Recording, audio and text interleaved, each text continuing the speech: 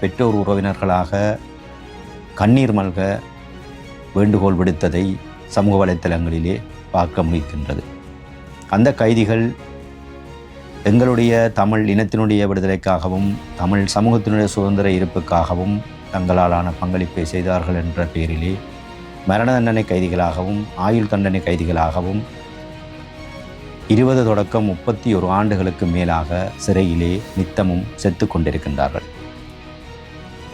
தற்போது 10 கைதிகள் தடுத்து வைக்கப்பட்டிருக்கின்ற நிலையிலே ஒற்றுமைப்பட்டு ஓரணியாக திரட்சி கொண்டு மக்கள் பிரதிநிதிகள் கட்சி கொள்கை வேறுபாடுகளை கலைந்து அரச தரப்புடன் ஒரு காத்திரமான ஒரு பேச்சுவார்த்தையை மேற்கொண்டு நடைமுறை சாத்தியமான பொறிமுறைகளை இனங்கண்டு பேசுகின்ற பொழுது அவை நிச்சயமாக சாத்தியப்படும் என்கின்ற நம்பிக்கை பலர் மத்தியில் இருக்கின்றது. ஒரு திரட்சி மிகு முதன்மை விடயமாக அரச தலைவரிடம் இந்த பாராளுமன்ற குழு முன்வைத்து பேச வேண்டும் என்கின்ற கரிசனை பலர் மத்தியில் இருக்கின்றது.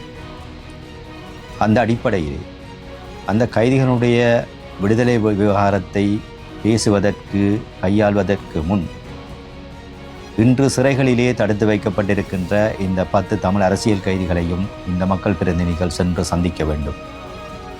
அவர்களுடைய தற்போதைய நிலை என்ன, அவர்களுடைய கடந்த கால விடுதலை பொறிமுறைகள் எவ்வாறு கைவிடப்பட்டன, ஏன் கைவிடப்பட்டன, அதற்கு முட்டுக்கட்டையாக இருக்கக்கூடிய விடயங்கள் என்ன என்கின்ற விடயங்களை அந்த பாதிக்கப்பட்ட தரப்பினரிடம் கேட்டறிந்து அதற்கான மாற்று வழிகளை ஏற்ற வழிகளை இனங்கண்டு ஒரு விடுதலைக்கான பொறிமுறையோடு அரசு தலைவரை சந்திப்பதே மிக பொருத்தமாக இருக்கும்.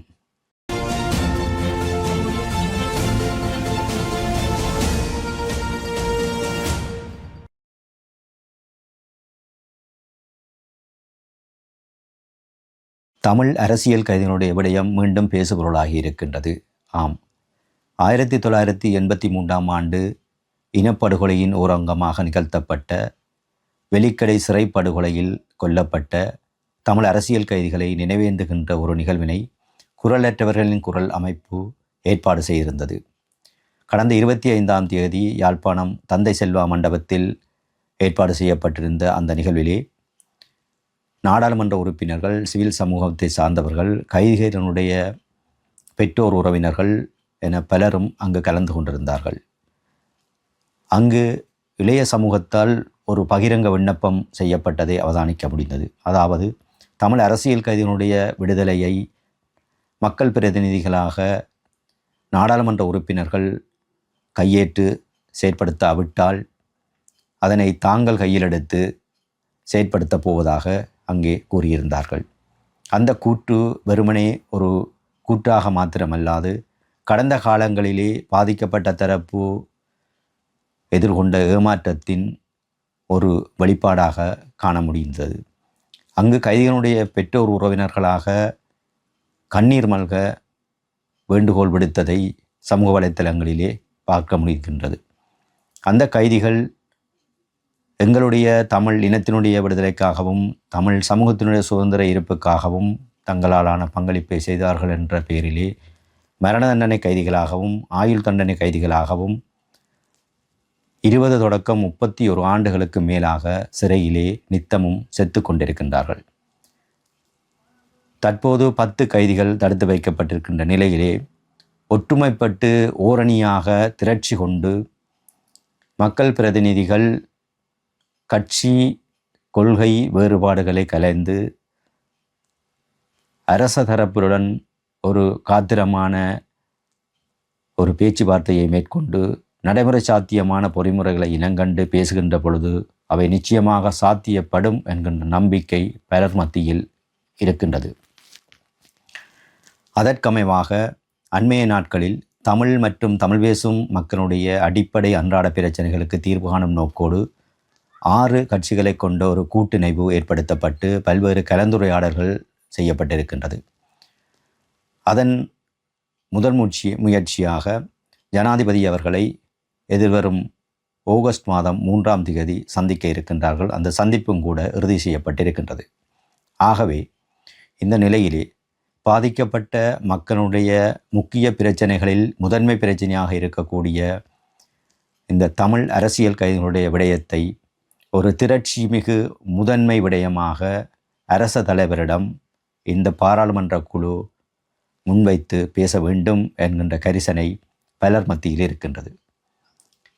அந்த அடிப்படையில் அந்த கைதிகளுடைய விடுதலை விவகாரத்தை பேசுவதற்கு கையாள்வதற்கு முன் இன்று சிறைகளிலே தடுத்து வைக்கப்பட்டிருக்கின்ற இந்த 10 தமிழ் அரசியல் கைதிகளையும் இந்த மக்கள் பிரதிநிதிகள் சென்று சந்திக்க வேண்டும்.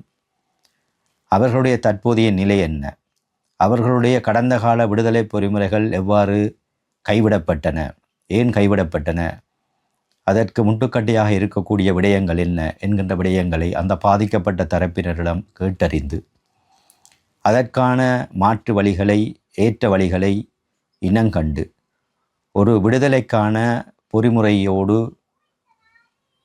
அரசு தலைவரை சந்திப்பதே மிக பொருத்தமாக இருக்கும்.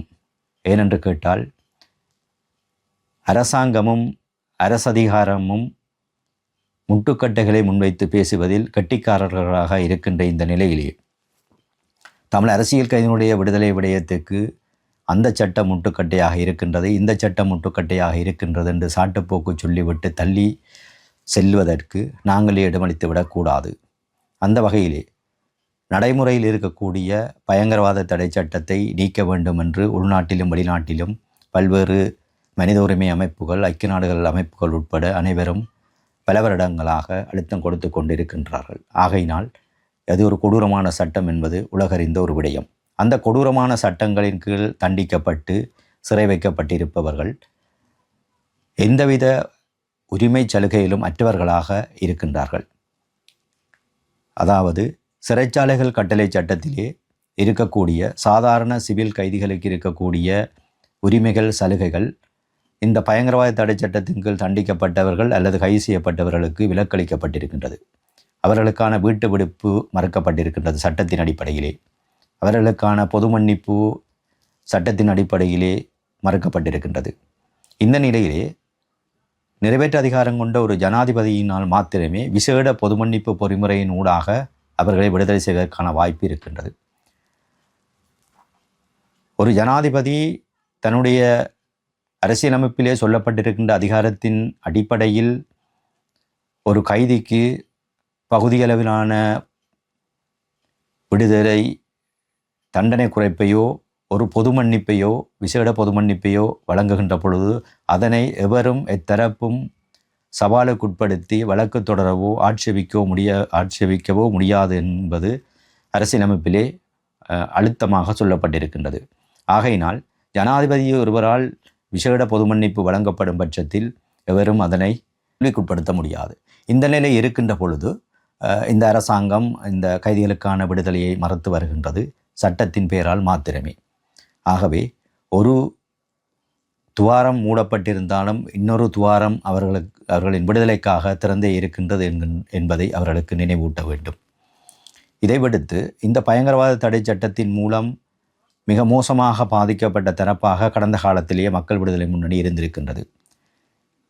தமிழ் மக்களுக்கு முன்னதாக இந்த சட்டத்தினுடைய கடுமையான பக்கங்களை சந்தித்து வந்தவர்கள்தான் இந்த மக்கள் விடுதலை முன்னணியினர். எங்களுடைய தமிழ் அரசியல் கைதியினுடைய விடுதலை விடயத்திலே விடுதலைக்கான கவனஈர்ப்பு போராட்டங்களிலே கடந்த காலங்களிலே மக்கள் விடுதலை முன்னணியினர் கணிசமான அளவு பங்கேற்று இந்த கைதியினுடைய விடுதலைக்காக குரல் கொடுத்திருந்தார்கள். அவர்கள் புரட்சி செய்த காலத்திலும் கூட அரசியல் கைதிகளாக மக்கள் விடுதலை முன்னணியினர் சிறை நிரப்பப்பட்டிருந்தார்கள். அவர்களும் கூட ஒரு நீதி அதிகாரம் கொண்ட ஆணைக்குழுவினுடைய பரிந்துரைக்கு அமைவாக அரசியல் தீர்மானத்தின் அடிப்படையிலே அனைவரும் விடுவிக்கப்பட்டிருந்தார்கள். அந்த பண்பாட்டின் வழிவந்த இந்த அரசாங்கம், இந்த ஜனாதிபதி தன்னுடைய வெற்றிக்காக உழைக்கின்ற தேர்தல் வாக்குறுதிகளிலே வடகிழக்கு பிரதேசங்களிலே பல்வேறு வாக்குறுதிகளை கொடுத்திருந்தார். அதிலும் குறிப்பாக தமிழ் அரசியல் கைதிகளுடைய விடுதலை விடயத்தை உடனடியாக செயற்படுத்துவேன், காணாமல் போனோர் கண்ணீருக்கு பதில் கூறுவேன், காணிகளை ஒப்படைப்பேன் என இன்னும் பல பகுதிகளை கொடுத்திருந்தார்.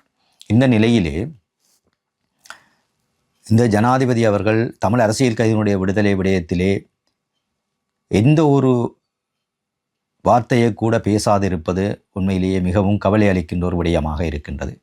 குரலற்றவரின் குரல் அமைப்பு பல்வேறு சந்தர்ப்பத்தினூடாக நீதி அமைச்சர் மற்றும் துறை சார்ந்த அமைச்சர் பிரதமருக்கு கூட இந்த கைதிகளுடைய விடுதலையின் அவசியத்தை பாதிக்கப்பட்ட சமூகத்தோடும் இணைந்து பல்வேறு விண்ணப்பங்களை செய்திருந்தார்கள்.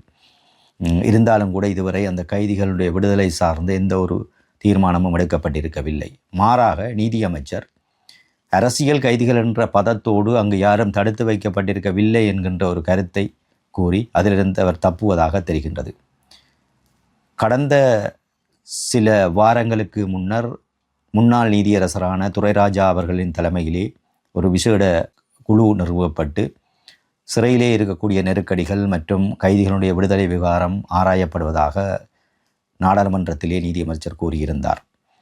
அந்த பதிலும் கூட தற்போது வந்திருக்கின்றது. அதுவும் சிறப்பாக அதிலே விசேடமாக எந்த இடத்திலேயுமே தமிழ் அரசியல் கைதிகள் அல்லது பயங்கரவாத தடை சட்டத்தின் நீண்ட காலமாக தடுத்து வைக்கப்பட்டிருப்பவர்கள் என்கின்ற எந்த ஒரு பதமும் பாவிக்கப்படாமல் ஒட்டுமொத்த சிறை கைதிகளுக்குமான சிறைச்சாலை மறுசீரமைப்பு நடவடிக்கைகளுக்கான பரிந்துரைகளாக மாத்திரமே அவை வெளிவந்திருக்கின்றது என்பது உண்மையிலேயே ஒரு கவலைக்கிடமான ஒரு விடயம்.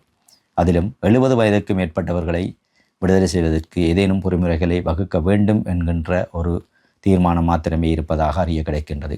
ஆகவே ஒட்டுமொத்த கைதிகளுக்குமாக எடுக்கப்படுகின்ற முடிவுக்குள் பயங்கரவாத தடை சட்டத்தின் கீழ் தண்டிக்கப்பட்டு கைது செய்யப்பட்டு தடுத்து வைக்கப்பட்டிருக்கின்ற எங்களுடைய தமிழ் அரசியல் கைதிகள் உள்வாங்கப்படுவார்களா இல்லையா என்பது சம்பந்தமாக அரசு தலைவரிடம் தெளிவான ஒரு கேள்வியை கேட்டு அந்த பதிலை பாதிக்கப்பட்டவர்களுக்கு கொண்டு சேர்க்க வேண்டியது இந்த நாடாளுமன்ற உறுப்பினர்களின் கடமை என்பதை நான் நினைவூட்ட விரும்புகின்றேன்.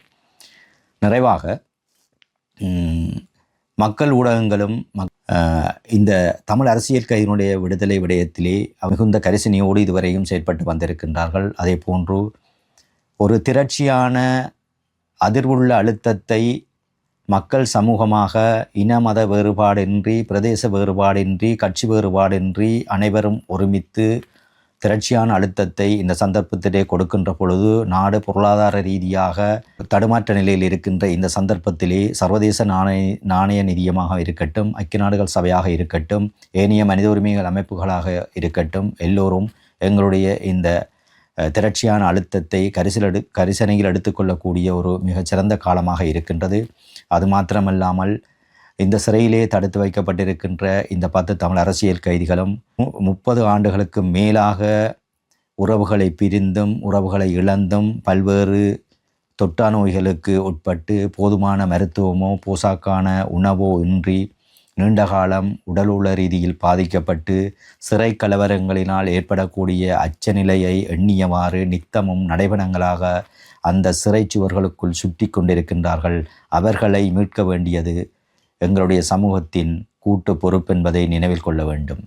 அவர்கள் ஏதோ ஒரு வகையிலே தங்களுடைய சமூகத்தின் விடிவுக்காக செயற்பட்டதன் அடிப்படையிலே இன்று தனிநபர்களாக தண்டிக்கப்பட்டு பழிவாங்கப்பட்டு கொண்டிருப்பதை நாங்கள் தொடர்ந்தும் பார்த்து கொண்டிருக்க முடியாது. அது எங்களுடைய கட்டாய காலக்கடமை என்பதை இவ்வேளையிலே நினைவூட்டுகின்றேன். ஆகவே ஒன்றிணைந்த குரல் கொடுத்து உறவுகளை சிறைமிட்போம். வாருங்கள். நன்றி.